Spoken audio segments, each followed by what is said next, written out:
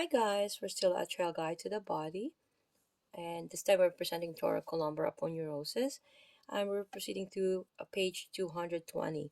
Okay, looking at the image here at posterior view of the lower thorax and pelvis. I've mentioned before that in the thorax, rib cage is protecting the internal organs such as the heart, the lungs, the liver, etc., etc. In the intestines and the abdominal aorta, it has that wrapping look of how the muscles are intertwined to protect. And on top of that, there's a thick thoracolumbar aponeurosis. Okay, despite its formidable name, the thoracolumbar aponeurosis is just what it says it is. It is a broad, a flat tendon stretching across the thorax and lumbar regions.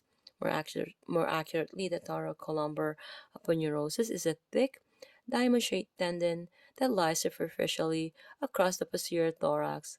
It stretches across the sacrum to the posterior iliac crest and runs upward to the lower thoracic vertebrae. The aponeurosis is an anchor for several muscles in the thoracic and hips, including the latissimus dorsi, the rectus spinae group. There's three there. It has a flat, dense texture that is difficult to distinguish from the deeper muscles. Okay, so if you can have your partner in prone, exploring the aponeurosis, as you can see in the image here, therapist is trying to explore the aponeurosis.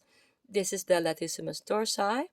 This is the gluteus maximus. Okay, so your partner in prone, draw out the diamond shape of the aponeurosis by locating the posterior iliac crest, the surface of the sacrum, and the lower thoracic vertebrae. Using both hands, you're going to firmly grasp and lift the tissue of the low back. Note the thick layer of the connective tissue underneath the skin but superficial to the rectus spinae muscles. Do not be surprised if the aponeurosis is so dense that you find it difficult to grasp, let alone lift.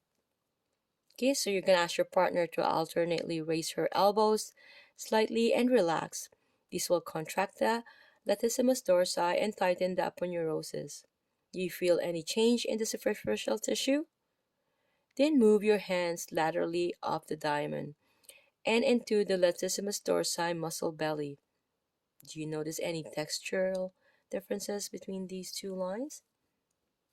Once you ask those questions, then you know you are in the proper landmarking. It's really important because again, we don't want to be compressing on any special features such as the aorta or any nerve compression or even like the vein, right? So I'll be reading this information here. A giraffe's neck is more than 5 feet in length, but nevertheless has just 7 cervical vertebrae. The atlas and axis are relatively short, whereas the 5 cervical vertebrae can measure 11 inches each. The neck and head are stabilized by a massive ligamentum nochiae and an area of short muscle that weave along the posterior surface of the neck. So the retractor muscle covers the anterior surface of the cervicals. So this muscle extends from the giraffe's sternum all the way up to its hyoid bone and draws back the tongue. Okay, so that's a good FYI. So I'll see you guys in the next video.